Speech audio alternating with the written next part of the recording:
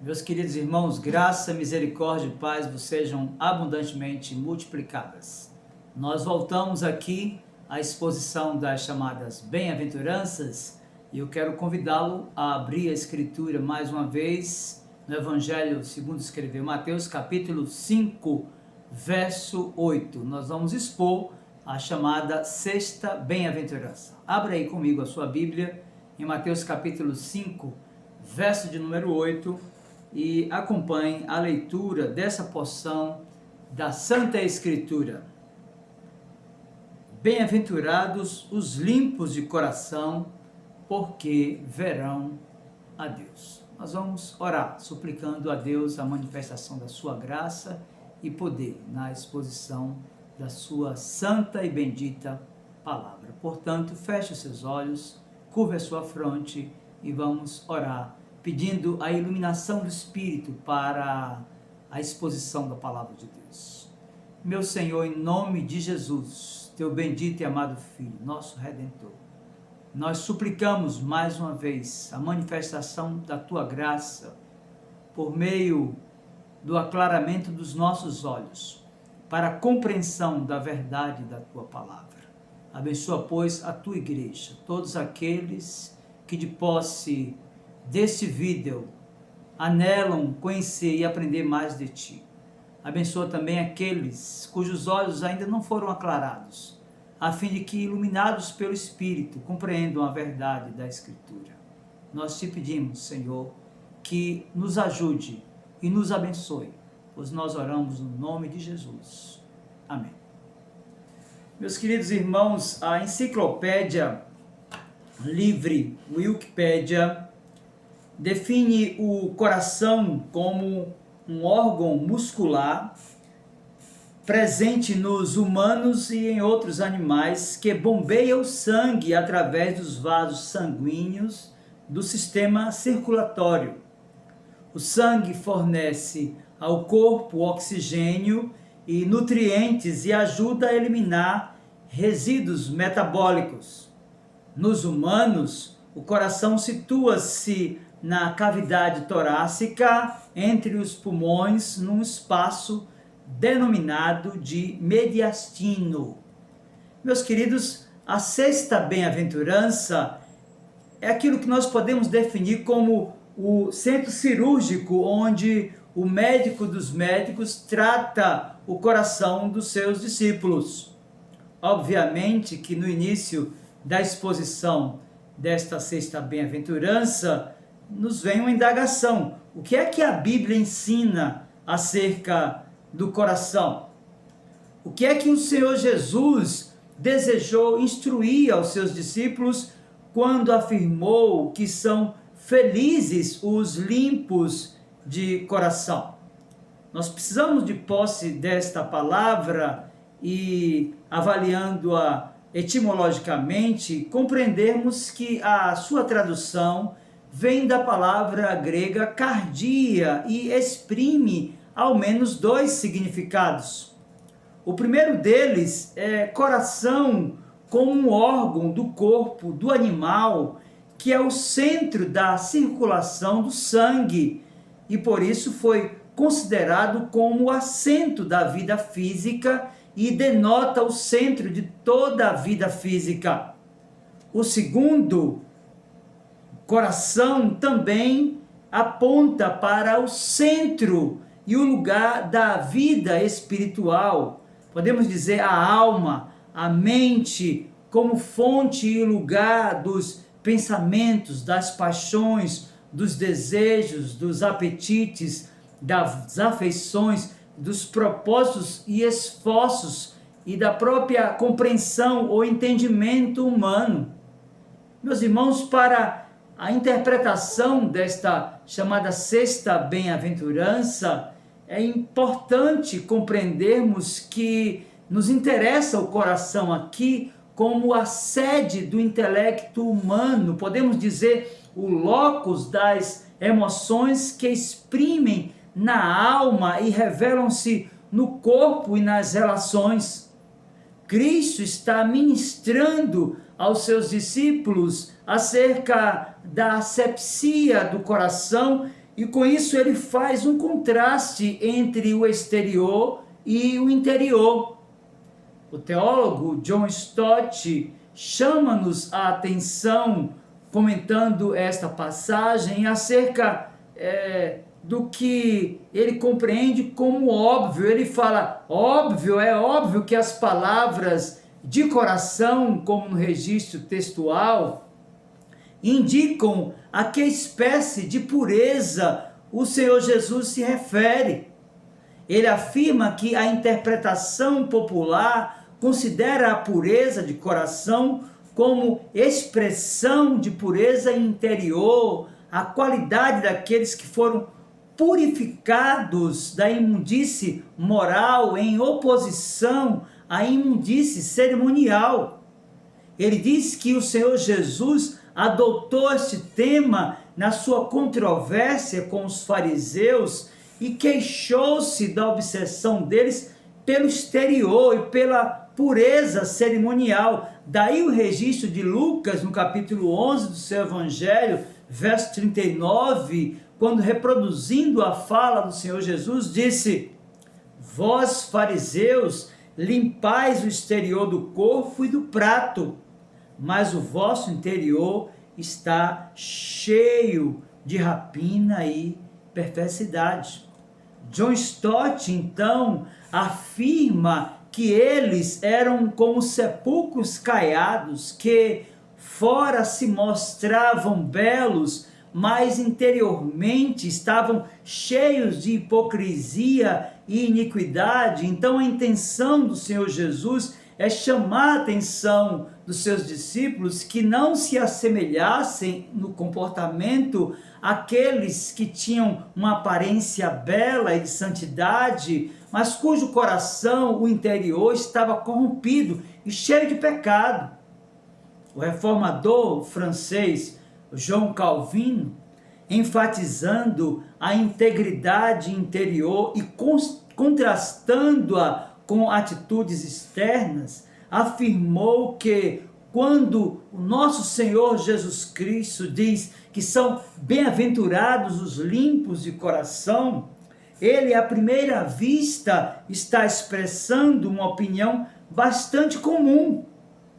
Se, entretanto, nós considerarmos como os homens normalmente se comportam, como eles se deliciam em sua malícia e em seus caminhos distorcidos e maneiras erradas, admitiremos que Cristo estava certo em lembrar seus discípulos da importância da honestidade e integridade, que são qualidades internas que manifestam-se através de atitudes cujos valores expressam compromisso com o reino do nosso Senhor Jesus Cristo. Então perceba que há um contraponto entre a pureza aparente, estereotipada e apresentada através de uma liturgia ou de um comportamento religioso, e aquilo que o Senhor Jesus exige daqueles que de fato querem se aliar a Ele e viver para a sua glória. O teólogo William Hendrickson põe em relevo os aspectos comparativos entre o homem interior e suas decisões reveladas pelo seu comportamento, quando afirma que não pode haver dúvidas sobre o fato de que a sinceridade aqui, por contrastes com toda a duplicidade humana, seja ela farisaica ou de outra espécie, é pronunciada pelo Senhor Jesus como uma manifestação da sua bênção às pessoas cuja pureza interior se manifesta através de atitudes exteriores. Meus queridos, de fato é isso que o Senhor Jesus estava exigindo dos seus discípulos e exige de mim e de você. Ele quer muito mais um coração puro, um coração santificado, que revele essa pureza, essa santidade através de atos externos, das próprias relações, do que aquela aparência estereotipada de santidade, desprovida de valores que são inerentes àquilo que ele ensina na sua palavra.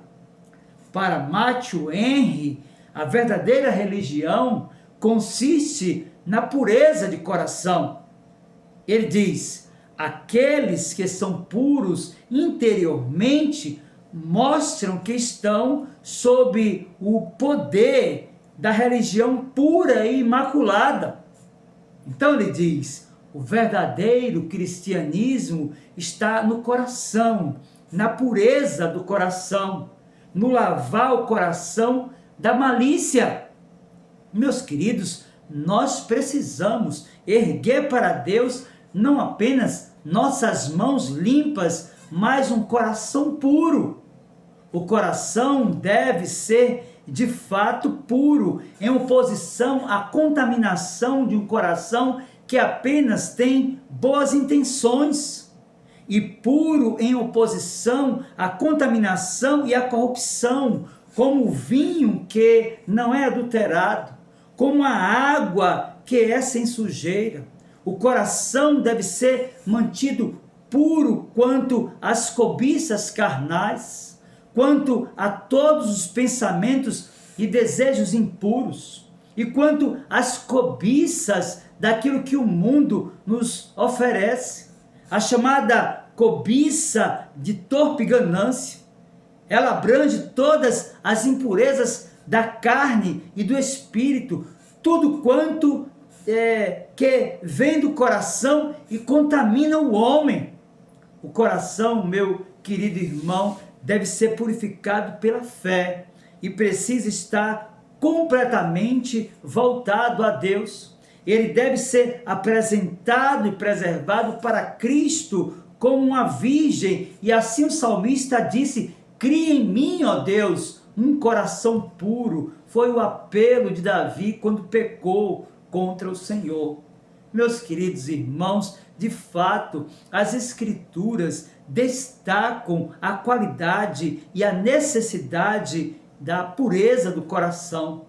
Asaf, no âmago da sua angústia ao contemplar a prosperidade dos maus, no Salmo 73, no verso 1, diz: com efeito, Deus é bom para com Israel, para com os de coração limpo, ou seja, para com os de coração puro. Meus queridos, é possível que uma das maiores referências do Antigo Testamento acerca do tema que envolve a pureza do coração esteja registrada lá no Salmo de número 24, que é um salmo messiânico, em uma linguagem poética, através de perguntas que são retóricas. O salmista registrou, você pode abrir a sua Bíblia aí, no Salmo de número 24, a partir do versículo 3 e até o versículo 5, ele disse assim: quem subirá ao monte do Senhor? Quem há de permanecer no seu santo lugar? O que é limpo de mãos e puro de coração, que não entrega a sua alma à falsidade, nem jura dolosamente. Este obterá do Senhor a bênção e a justiça do Deus da sua salvação. De fato, meus queridos irmãos, nós percebemos no registro do perfil de caráter religioso do poeta sacro que a pessoa limpa de mãos e pura de coração é aquela que não entrega a sua alma à falsidade, ou seja, a um ídolo. A pessoa limpa de coração é aquela que não jura dolosamente, isto é, em seu relacionamento com Deus e com o homem, essa pessoa está livre de falsidade. Portanto, meus irmãos, como disse o teólogo John Stott, os limpos de coração são os inteiramente sinceros. Toda a sua vida pública e particular é transparente diante de Deus e dos homens. O íntimo do seu coração, incluindo pensamentos e motivações, é puro, é sem mistura de nada que seja desonesto, dissimulado ou desprezível. A hipocrisia e a fraude lhes são repugnantes e não tem absolutamente nenhuma malícia no seu coração. Se você folhear as Escrituras, você vai perceber, por exemplo, na literatura paulina, o apóstolo Paulo, em carta endereçada a Timóteo, um dos seus companheiros no ministério pastoral, lá na primeira carta, capítulo 1, verso 5, ele disse: ora, o intuito da presente admoestação visa ao amor que procede de coração puro e de consciência boa e de fé sem hipocrisia. O mesmo Paulo, na segunda carta a Timóteo, capítulo 2, verso 22, disse: foge outro sim das paixões da mocidade, segue a justiça, a fé, o amor e a paz com os que, de coração puro, invocam o Senhor.